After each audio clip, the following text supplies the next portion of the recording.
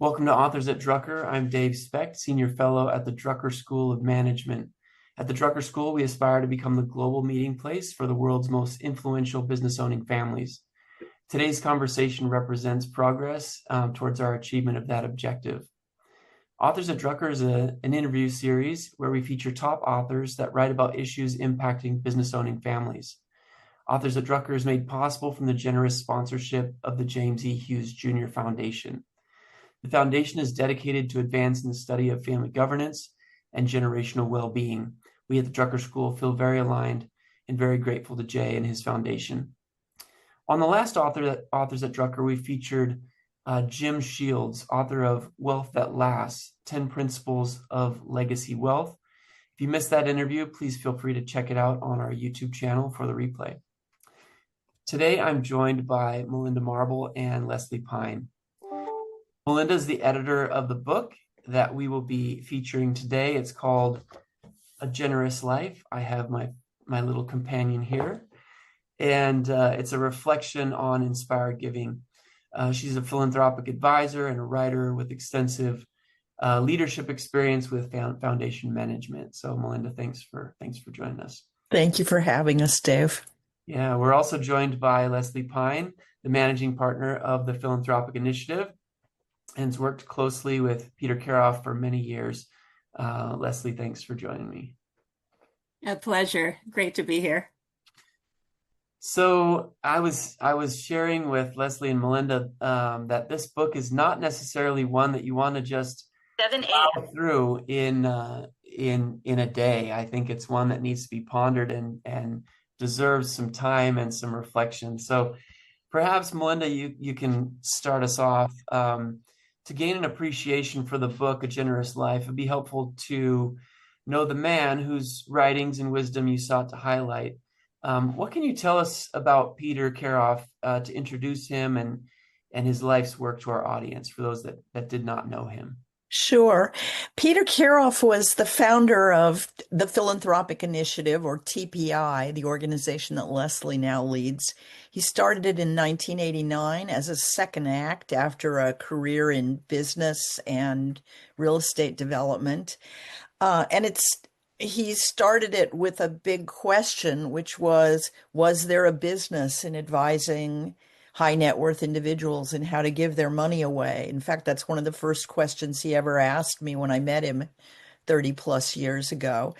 And it's no exaggeration to say that for the rest of his life, Peter convinced hundreds of individuals to begin or increase their giving, influenced the direction of billions in charitable assets, and really launched the field of philanthropic advising that we know today. And that was as a second act, as I said. He was also a published poet, a very devoted family man, a giver himself who had been involved with community causes really since the assassination of Martin Luther King years earlier. He started TPI because he wanted something interesting to do with the rest of his life when he retired from real estate. But he believed that a lot of charitable giving, was very dutiful and rote, kind of a tax on life. And he believed that for the best donors, giving could become a form of self-expression and a vehicle for lifelong learning that would, as he said to me once, help a donor grow one's soul. So that was Peter in a nutshell. Beautiful, beautiful. Leslie, you had your own experiences with Peter. Any other thoughts on kind of a favorite memory of Peter or a favorite learning from Peter before we talk about TPI? You're muted. Sorry. Yeah. Thank you. Sorry about that. No problem. I actually joined Peter on day one when we opened the doors of TPI. So all of my experience with Peter was starting at that point, and it was one of those flukes for me of being at the right place at the right time. And as he used to say, somehow I landed on his doorstep when he was ready to open TPI's doors. And at that time, my background was in health policy and public health, and I thought, this is such an unusual idea, this idea of setting up a consulting practice to help donors with their philanthropy. And we didn't necessarily think that there was a business there, but I said, well, we'll give it a try, and maybe I'll do it for a year and then I'll move on to something, back in health policy. And here I am 36 years later. And I really attribute so much of my still being at TPI to Peter.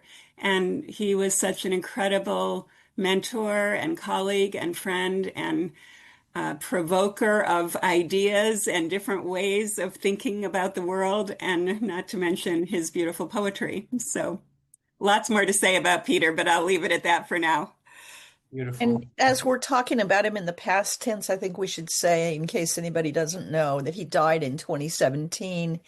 He had a long battle with cancer, and in the months before he died, he asked me to come spend a week with him in Santa Barbara, where he then lived, looking at his writings over the past 30 years and seeing if there was another book in there. He had already written 2 books about philanthropy.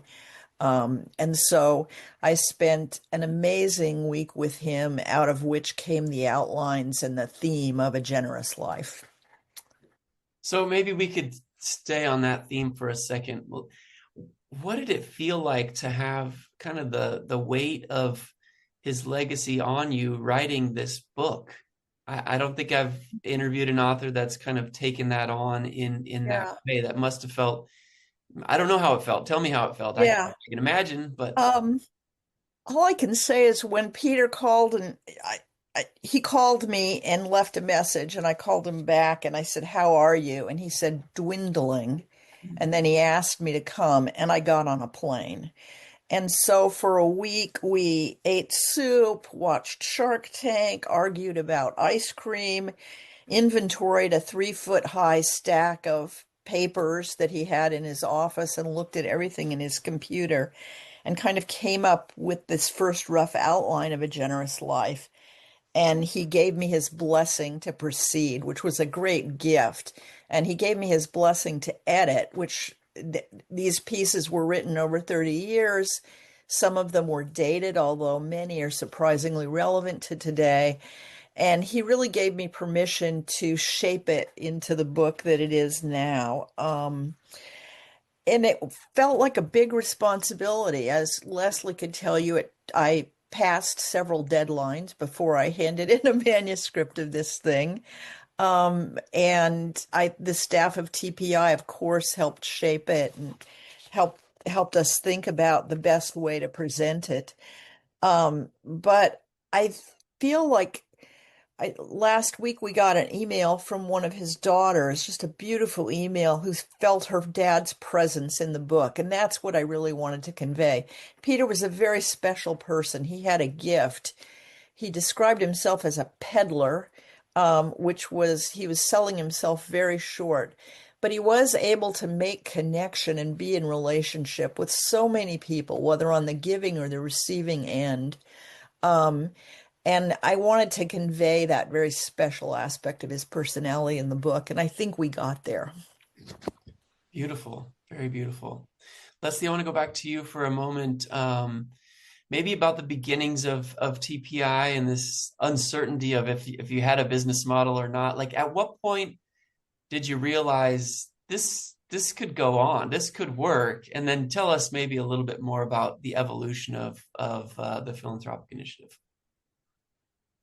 So 1989, it was a time when there really wasn't much of a field of philanthropy advising. And there were certainly the large national foundations that had professional staff and were very strategic and tackling very important social issues and figuring out how philanthropy could make a difference. Rockefeller Foundation, the Ford Foundation, MacArthur. I mean, you could go on and on with that list of national foundations and maybe some local and regional staffed foundations. But for donors, individuals, families, couples, as well as corporate funders, there really was not a lot out there at that time to provide a resource and advice and really be a thought partner with funders that wanted to achieve more, to have more impact with their philanthropy.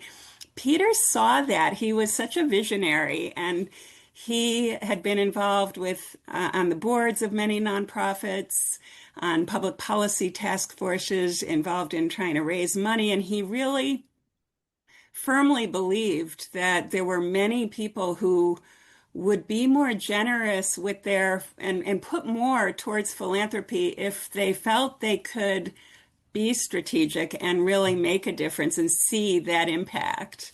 And that was really so much of what was behind the beginnings of TPI. And on day one, we wrote our mission statement, and we still hold true to that original mission statement of really helping funders to increase the impact of their philanthropy. And we work with all different types of funders. And it's, the way the field has evolved has been amazing.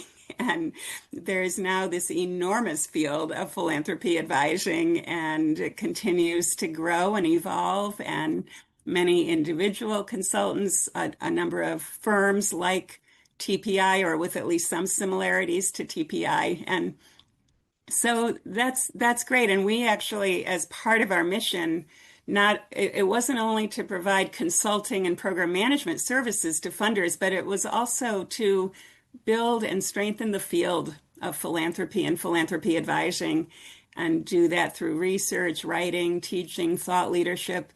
And so we, over the years, have often said we've actually helped to create our competition through trainings and workshops and things that we do, and things like this book, really, which part of the idea, or maybe the main idea of this book, is to get it out to the field and for donors and advisors to use it to spark really meaningful conversations about philanthropy. I'm sure you already realize this, but as I was reading the book, I was on LinkedIn one day, and I saw a post for an incredible family business was hiring a senior executive role as a director of philanthropy for their family. And this was a job that was $200,000+ job that, these things didn't exist before you guys started doing this work. And so I thought, wow, this is visual. This is real, like happening right in front of me. This is happening all over the country. It's happening all over the world. The professionalization of philanthropy and really trying to maximize the good that the family can do, but also maximizing the good of the community around that family. Melinda, I wanted to ask you a little bit about, as you work through all of these documents, Peter talked about philanthropy as a calling. What does that mean? And how might one of our listeners be called to do something? Like, what's that process like? Or how did Peter think about this call, this notion of calling? Peter says at one point in the book, the potential for creative and original thinking and action is all around us. It often lives below the surface of the everyday, and with the right support can be stimulated, nurtured, and mentored. And that's really what he did. He really believed that giving shouldn't be a duty. It should be some intersection of one's own passions, interests, values, and what the world needs, the help that the world needs. And his delight in life was really helping people find that intersection where they could find the joy in giving when it was no longer dutiful or rote, and when it becomes easy. Beautiful. Yeah. Beautiful. I've seen families that go through this evolution, and Leslie, I'll talk a little bit about the journey, but so many families begin maybe surprised by the success that they've had. First of all, like, I don't know how we got here. This started as a dream, and yes, we worked hard, but things happen along the way, and now we're here, and we have these resources that are way more than we need. And many begin the philanthropic journey maybe not with joy, but maybe with a sense of guilt or a sense of should, we're supposed to do this, and obligation. obligation. Yeah. And there's nothing more beautiful than watching someone move away from that sense of obligation to something more and something better. I'll Let's give you an example from a client we worked on very early on at TPI, and that was, I'll say his name. It was Paul Fireman, who was then the CEO of of Reebok Corporation, and he had a family foundation that was very much kind of an obligation, tax on life kind of thing. And he knew at some point that it had grown, the assets had grown so much that he needed to do something different. And so we worked with him. And at one point in the work, the one thing the family could agree on would be that it would be nice to get a few homeless families out of shelter. And so I helped them plan they ended up eating takeout Chinese food with a group of women I found who had been through shelter and made that journey into housing and were pursuing their parenting and their lives in different ways. And we spent the evening talking about what that experience had been like for them. And at the end of the evening, Paul turned to his family and said, "That could have been us." He just really made a deep connection with these women and this issue. And that led to investment that continues to this day in addressing family homelessness in Massachusetts. So very much a real community need. Programs very much based on data and strategy. But without that heart connection at the beginning, I don't think there would have been as much joy and generosity out of the family beautiful as there story. has been. Thank you. Leslie, can you talk to us about this philanthropic curve? I think we're kind of alluding to some of that, but can you take us to TPI's philanthropic curve and help us understand, maybe I don't know if it's a typical journey of a giver, but tell us a little bit about that. Yeah, so the book is filled with so many interesting essays and writings and thought-provoking things. And it also includes some tools. And one of those is the TPI philanthropic curve. And it's a construct that Peter created many, many years ago with the idea that not for everyone, but for some donors and families, they can look at this curve and really see themselves on the curve. And it starts with level one, the idea of becoming a donor. And for some, that is where the starting point. For others, their family has always been involved in philanthropy, and maybe they don't come to that as the first step. But for some, it is like, oh, it's time for me to really think about all these resources that I have, that our family has, and really become a donor. And then the next level on the curve is what Peter called getting organized. And there was a time before the internet existed and before so much was done online where, people might keep a shoebox full of all the requests that come in, and people are inundated by that and still are. And his thought was, well, for some, that next level on the curve is just looking at all of it and thinking about, how can I organize this in a way that's meaningful? Are there certain kinds of giving that I do because friends or family members have asked for support for something that they care about? And that's something we all do in one way or another. And he said, that's one category. You could think about other categories and other ways to organize all of the requests and interests that a donor might have. Some of it might be, what are you most passionate about? What do you care most about in terms of the impact that you want to have in the world? And so that can be one category. And on and on. And then the next level on the curve is becoming more strategic. And so in our experience working with so many different donors of all types, many of them felt that their giving was an inch deep and a mile wide.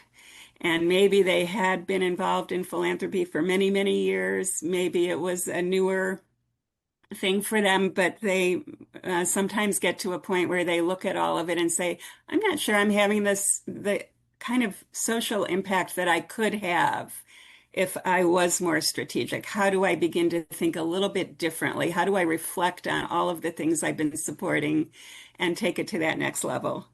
And then level 4 is really taking that idea of being strategic to this notion of getting focused and focusing on social issues or environmental issues, or focusing on a place like a community or a region that a donor really cares about, and focusing on results and really figuring out how to start to look at impact. And then we get to this next level, level 5, the idea of leverage.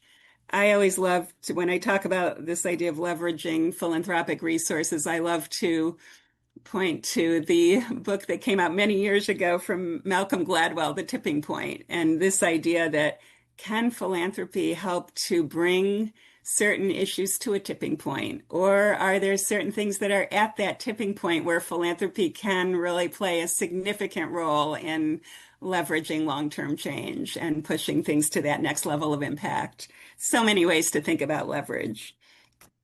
The highest 6th level on the curve, when Peter first created it, he called it nirvana.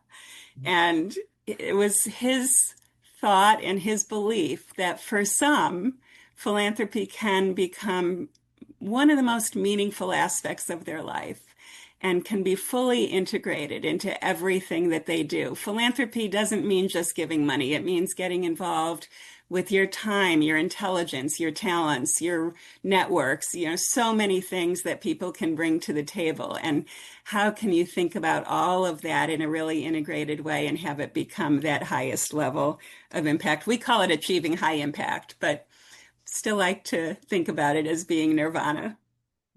I think Peter would also call it putting your whole self in. That was a phrase he loved to use.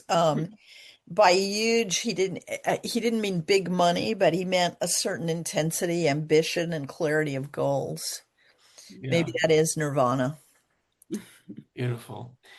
Well, in our little town, we have a food bank, and our family's gotten involved, and there's a lot of farmers that donate the food, so we're not doing that part. But our job is like the labor, and we have friends, and we invite our friends to come with us, and all our kids are participating, and by doing those things, it just amplifies the joy of the exercise, and then you get to see and be in relationship with the people that are receiving the food, and each month, anyways. So I'm kind of living this little journey in a microcosm in my own little. It's soul growing. It's soul growing. Yes, as you would say. Yes. Well, I want to take a little diversion to my favorite part of the book, so we make sure we get to it, if that's okay. Is it okay to have a favorite part of the book, Melinda? Of course. So, the magic of philanthropy. Peter talked about it could be a magic carpet traveling to places in our dreams. He talked about it could be a magic marker, highlighting things that are important, whether to us or to others. It could be a magic lantern, illuminating or bringing light to places that otherwise might not be seen. A magic wand, and he goes on and on, but the ability to kind of alter reality. It's just such a beautiful, like, visual thing. Any thoughts, Melinda? We'll start with you on the magic of philanthropy and just putting this together. How did it land on you? I think over the years, I saw Peter really enter that space, the space of creativity and imagination, what he brought to his poetry. He tried to bring to a field that he felt, TPI was set up to promote strategic philanthropy. It was always focused on impact, on using data and metrics to be sure that what you're doing is measurable. But he felt in some ways that the field almost tipped too far in that direction. And he really, where he thought the joy was in using those data and metrics to really establish a deep connection with the issue or cause that you're giving to. And that there was a kind of alchemy in that process of forming relationship with the right organizations that really did create a kind of magic. And it's partly the magic of when you get a bunch of competent people who are highly motivated in a room together doing something. It's exciting. It's like any startup. There's a tremendous energy to that.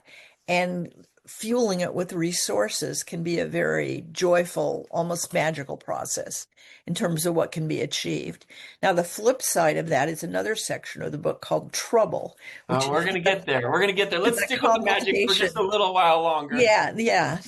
But I think, he saw this with donors who found the right thing and did it. There's another very early donor we worked with at TPI that he didn't really believe in organizations or like anything that resembled a bureaucracy at all. And we helped him develop an awards program that recognized unsung heroes and heroines in Boston Mm. every year. He gave them some money just to thank them for the work that they'd already done. And it was transformational for some of those people. I know. So he did it for the donor ended up doing it for 21, 22 years. Um, And so there are more than 100 people who received this award who never expected to be recognized for their work.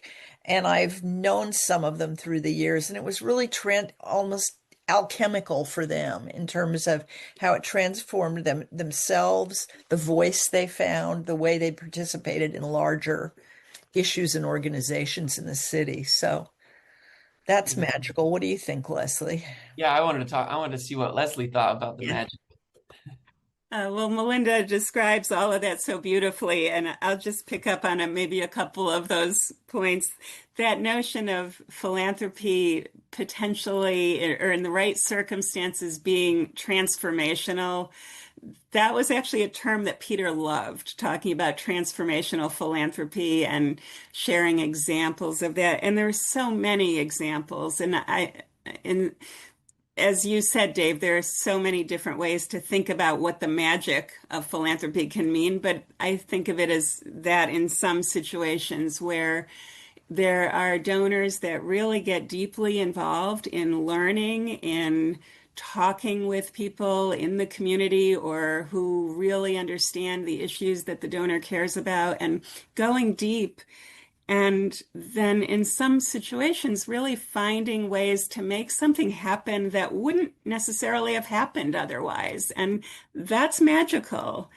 Sometimes I'll give one example. A small family foundation that had been an inch deep and a mile wide for many, many years, giving small gifts to many organizations. This was a family that cared deeply about education.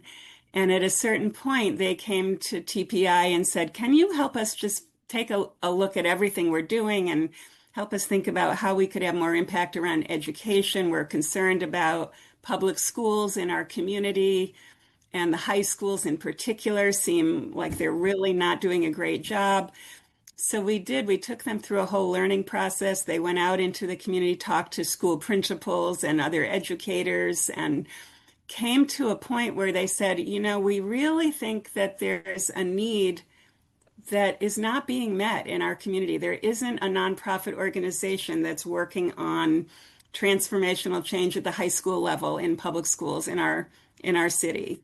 And so we actually helped them create a whole new organization. That's not a common thing for many donors. It's a big undertaking, but they had the appetite for it. And they said, yeah, let's put together a business plan. Let's find the people who can lead this new organization, and we'll fund it and then look for other funders to come in and help get it off the ground. And that organization still exists today. Wow. Wow. Okay, Melinda, we can talk about trouble now. So it's many the experience of donors where, going in with lots of energy into causes that they love and they care about, only to receive the whiplash of naysayers or of people saying like, well, what about this issue and why are you not doing this? Talk a little bit about the trouble, and maybe is there anything Yeah. you can highlight that would help donors to navigate the troubles? Trouble was one of Peter's favorite subjects, I think. And I mentioned before that he got involved in philanthropy after the assassination of Martin Luther King. He and a group of other business people in Boston tried to raise a very ambitious fund that would basically turned over to African American communities at that time. And this project started with the highest and best goals and was an absolute disaster from beginning to end, as Peter enjoyed telling people. They didn't understand the community. They didn't, they raised a body of money, but they sort of didn't know what to do with it or how to form the relationships that it would have taken to make that giving be truly effective.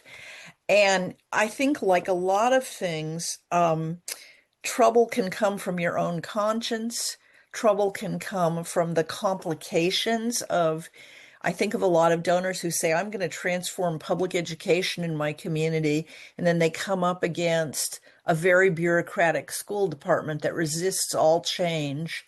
And I mentioned the firemen's before. In homelessness, they came up against a system that also resisted change and really incentivized people to go into shelter rather than into housing.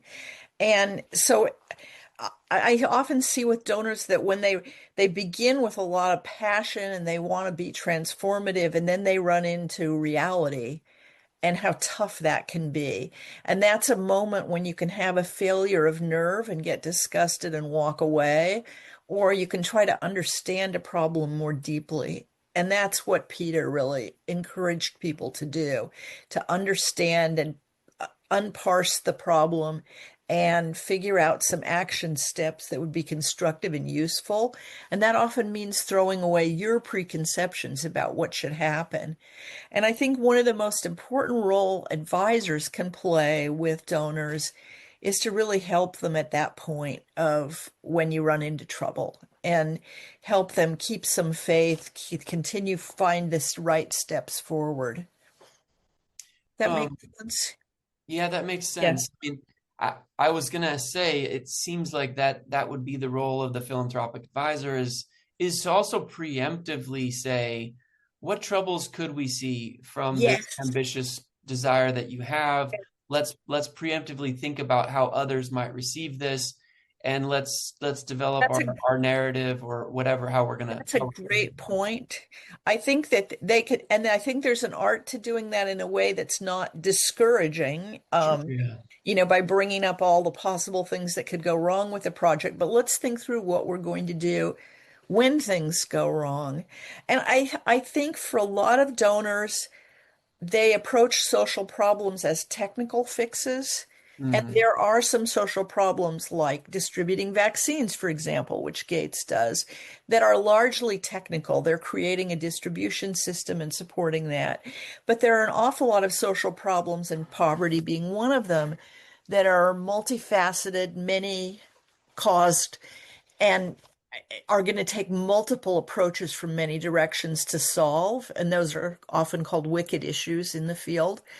It's working on the wicked issues and figuring out how are you going to know, setting some benchmarks for yourself. How will we know we're making progress?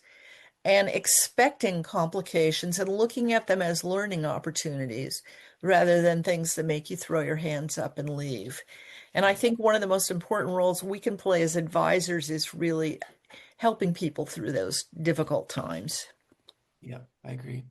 I'm going to pause real quick for our audience. I would love to encourage some of your questions in the chat. I'd love to have your voices join the call here towards the end. So if you could start submitting your questions in the chat, we'd love to have as many of you join this conversation as possible. One of the things that I loved about the book was the structure and some of the reflections that were in there. I'm a geek when it comes to questions. I love when I find a great question, and this book is littered with great questions. And Leslie, let's turn this one to you. Well, I'll offer up my favorite question from the book, and then maybe you can talk about the importance of a great question. And if you have a favorite reflections question, you can offer that too. This was mine. What have you learned about yourself and your values through giving? I think it's such a beautiful question, and too often we don't slow down enough to ask a question like that and reflect And anyways, I just really appreciate the question. Leslie, do you have any favorites? Well, I love that one, Dave. And there's another one in that same, that's in section 5, reflection. And the last discussion question or reflection question in that section is something that we've been talking about in this conversation. What stands between you and coming round right? Where is the magic in philanthropy for you? And I think those two questions are really interrelated.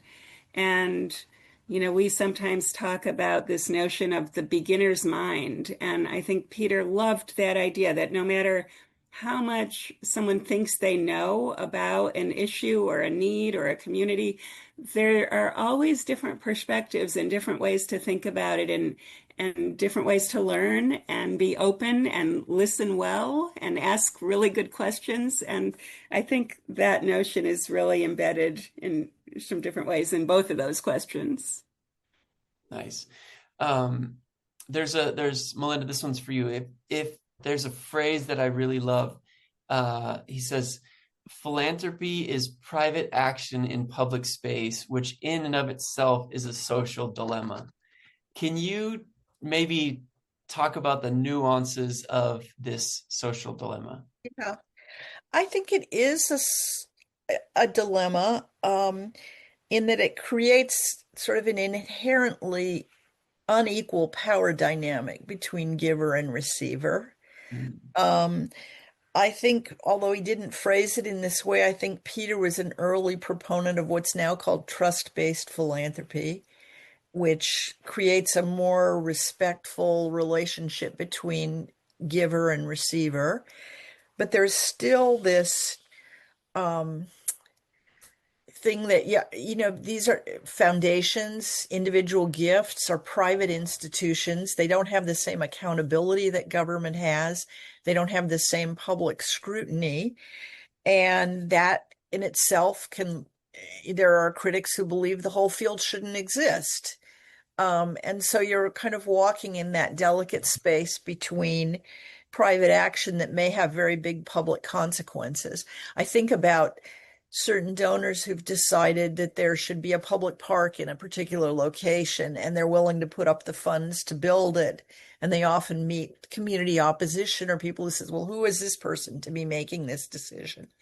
So I think it requires sensitivity to do big philanthropy or even small philanthropy well.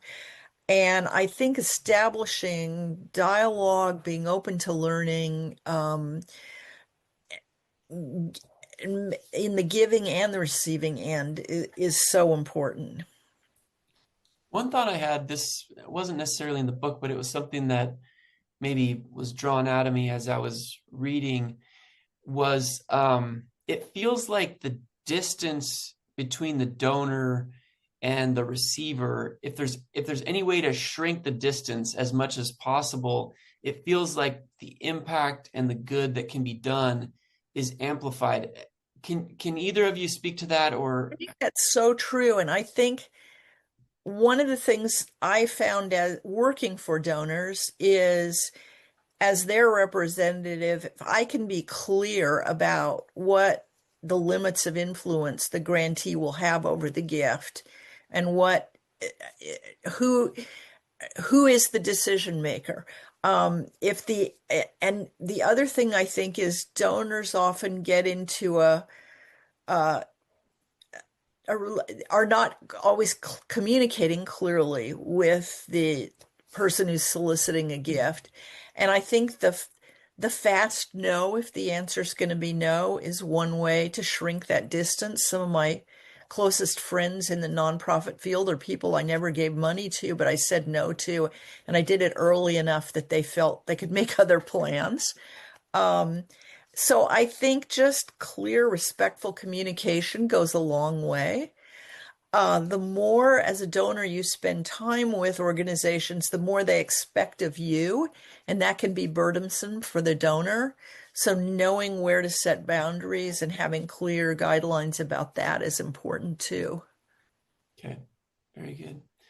I think there are a lot of families that are seeking to leverage philanthropy as a teaching tool for their rising generation. Love that. I love it as well.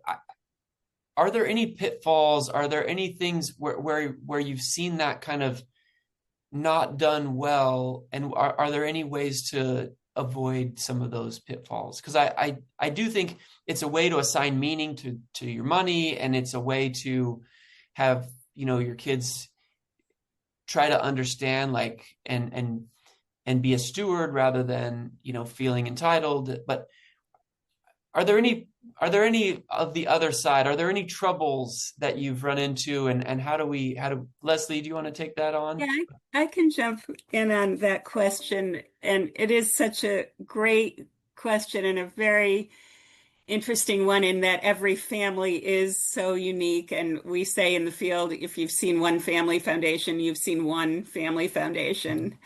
And, when we talk about involving the next generation, using philanthropy as a way to open them up to thinking about their place in the world and what impact they want to have in the world, we have been in situations where sometimes that conversation can start perhaps too early, for young people who are in a family that has considerable resources.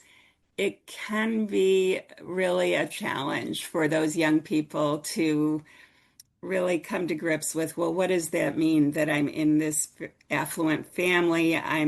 Maybe I'm in college. I don't want to be seen differently than my friends and others that I'm meeting. And how do I make sure that people aren't coming to me and being friendly to me because I'm from a wealthy family? And so many different variables that it's important to think about as a family, and to be, just aware and sensitive to those kinds of issues. One of the other challenges, I think, is for families that really want to start to involve the next generation. Sometimes there's this idea that, well, we want them to care about what we care about and get involved in the foundation and focus on those issue areas that we have already decided on. And as we all know, the next generation might have very different ideas of what they think is important, or how they think it's important to approach philanthropy. And, so I'll just share one example of family that we've been working with for many years. At one point, the founder and his wife, who set up the foundation, decided to involve their three children who at that time were in their 20s. They're now around 60-ish, late 50s, early 60s, and they have kids. So among the three children, there are 9 children of the third generation of this family, and they're just starting to involve them in the foundation.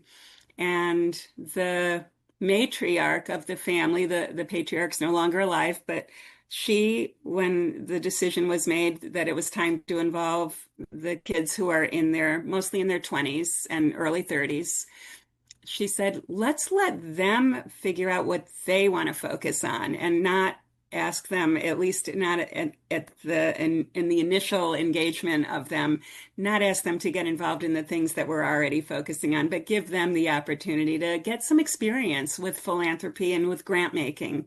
And so we brought them together and we took them through a whole process, and they looked at a number of different issues that they all cared about. And as a group, they decided that they really wanted to focus on climate change philanthropy. Okay. And that wasn't something the foundation had done anything about. And so it was a whole learning experience this is a staffed foundation. So the staff of the foundation and then this third generation of the family went through a whole learning process, and then they got some experience with grant making, and now they're really taking a step back and looking at where they go with all of that. But it's an example of how, for when the older generation is willing to kind of loosen the reins a bit, I think that can work really well. I love that example. And I if there's one mistake I think people make, it's not giving the next generation any opportunity to work together or talk about these issues. As part of my work for a family office years ago, I surveyed several family offices around the country. And I found there was a kind of a typical pattern of a founder who was often the CEO or head of a business, had set up a foundation, completely controlled it during his lifetime, died, and his spouse and children, for the first time in their lives, had to make decisions together about its fate. And what I've seen in those situations, which are too typical, is if you don't have any experience of group process, of working together and making decisions together, it can be too easy to devolve into all the old family conflicts, or any problem that's in the family can show up in the philanthropy. Yeah. And this conversation reminds me of an article that Jay Hughes and I wrote together called The Shared Dream Fallacy.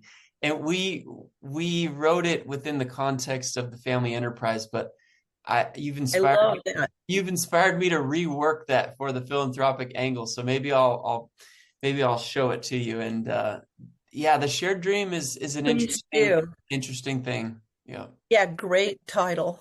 Yeah, thank you. I would love to include some of our audience members today. Jane, you put a question in the chat. I would love to have you join your voice to the call and ask your question, if you'd be willing to do so. Thank you so much, Dave, Leslie, and Melinda, and your friend Melinda, which is always fun. Adds a little levity to the situation. Your feline friend. Your feline friend. My canine friend is having a nap back here, so he's just not involved. You've touched on so many great things, and one of the questions that I had was this idea of trouble. And Melinda, I think you touched on this concept of say no when it's no. Don't allow this grantee to miss other opportunities. This is a little farther along. If it looked like it was a great idea and we tried, and what do you know, this is just not working. A different type of trouble. Can you speak to what do you do? First of all, if you've set the basis for open communication in your earlier relationships, you're a lot better off when it comes to that. Because I think the thing I disliked the most as a grant maker, which I was for many years, is when nonprofits got into trouble and they didn't tell me till it was too late. So you have to, from the get-go, emphasize that we understand that you're going to run into difficulties and challenges. We want to know what those are, and we want to be, if we can, a partner in addressing those. You're way ahead of the game. So I think, again, just kind of common sense. When there's a crisis, whether you knew about it beforehand or not, or whether the group brought it to you or you're finding it out from someone else, making contact, ideally a face-to-face conversation, being present. I've found that being present and not offering solutions too quickly is critical. Too many donors have too many ideas about what would work to fix something. Just as my daughter tells me, I'm not looking for advice right now, I want a hug. Sometimes if you just let them talk, people find the solutions themselves. And then you can offer resources. I think being respectful in how you offer resources, not saying, I think you need training in X, but would it help you to have some coaching and support around this aspect of the work? Helping leaders think about what it is they do best. One of the things I think foundations or funders can do for organizations is to say to them, here's what I think you do really, really well. And here's where I think you could augment what you do well by bringing in some other skills and resources. So those are a few. Is that addressing your question? Yes, certainly the open communication is so important. And the idea that these are the subject matter experts. That's why they do what they do every day. Yes. And if I come in and say, but I have the money, so I must know more about your work than you do. Well, that's a rough way to run that relationship. Yeah. And people do it out of good motivations too. Sometimes they want to be helpful and they want to bring, say, their business expertise to another world. That translates well if you offer up those skills humbly and if you really listen and really understand the problem, I think, Yeah. first. I'll just add one more thought on that with such an important question, and it goes to what we talked about a few minutes ago around that idea of risk analysis. And, sometimes that can happen early before you get involved in something, and sometimes it needs to happen along the way. And the other notion, if a funder is working on certain types of goals, changes that they're trying to prompt or catalyze with their philanthropy, it doesn't necessarily make sense to put all of your eggs in one basket. So one way to think about, the kind of question you're asking is to say, is there a portfolio of approaches that a funder might think about? Maybe they don't walk away from something that they've already put a lot of resources in, but maybe there's some other things that they could do that are low-hanging fruit, that are more likely to achieve the kind of impact that they're looking for, or that could really work in concert with some other things that are riskier and maybe over the long term could have impact, but it's hard to see that sometimes in the shorter term or even midterm. That's a great point, Leslie. And I think if you can change your own mindset about trouble as a donor or as an advisor, and I think after many years of seeing every problem you can imagine in nonprofit organizations, I think it's possible to think of trouble as interesting and an opportunity to be useful.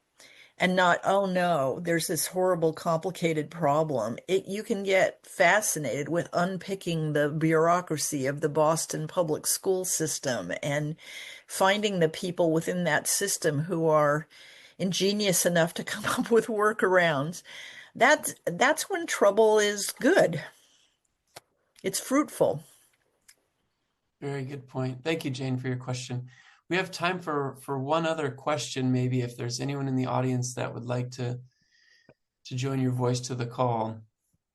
I'll give you just a minute. And if not, I may get one more question in. All right, you're going to give me that opportunity, it looks like. The last question I would ask is well, it's a statement here, but Peter seemed really interested in the intersection of the art and science of philanthropy. Melinda, maybe we can ask this one to you. How have you seen organizations and individuals navigate the tensions between kind of left brain logical and right brain objective? How have you seen that dance successfully navigated? I've often seen it when organizations find a way to use data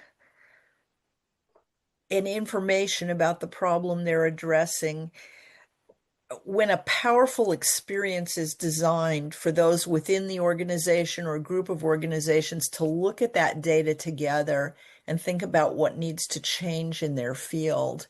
And I'll give another Paul Fireman example here. Paul is a really interesting planner and marketer. And early on in the family homeless work, we had him come in and spend time with 12 of our grantees.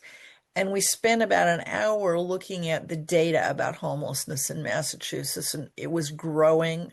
The shelter industry was growing parallel with it, but nothing was changing. And he led them through an exercise using some of his powerful sales and marketing skills, but also his ability to plan backwards. And he asked the group the question, if we were to end family homelessness as we know it in Massachusetts in 5 years, what would need to be in place this year? What would need to be in place next year? And he kind of walked them through that. And it was a brilliant example of kind of artfully using information to get people to open up their imaginations and get out of their little industry box mindsets that they were in. And I've seen other examples of that. So I think when you can marry the two, the arts and science, maybe that's when magic happens. Beautiful. Our time has flown. One of the things I would like to offer up, well, kindly, Jay Hughes' foundation has offered it up, is there is a free download if you don't already have a copy of the book. The ebook is available, and we will attach that in the show notes for you, and also put that in the replay.